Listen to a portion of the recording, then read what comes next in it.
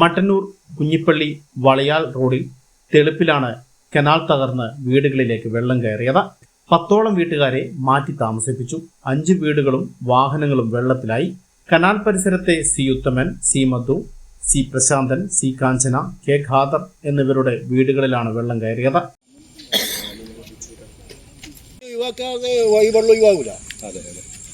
രാത്രി മഴക്കാർ കൂടുതൽ വെള്ളം കയറിയത്.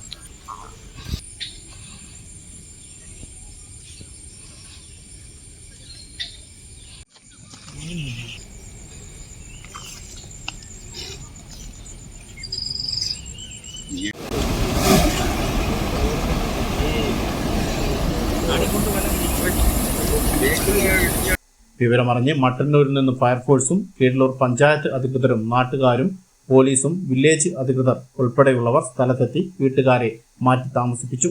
മട്ടന്നൂർ കുഞ്ഞിപ്പള്ളി വളയാൽ റോഡിന്റെ ഒരു ഭാഗം തകർന്നതിനാൽ ഇതുവഴിയുള്ള ഗതാഗതവും തടസ്സപ്പെട്ടു. വെള്ളമൊഴുകി കൃഷിയിടങ്ങളും നശിച്ചു. സ്ഥലം വൈദ്യുതി വകുപ്പ് മന്ത്രി സണ്ണി ജോസഫ് ഉൾപ്പെടെയുള്ള ജനപ്രതിനിധികളും ഉദ്യോഗസ്ഥരും സന്ദർശിച്ചു.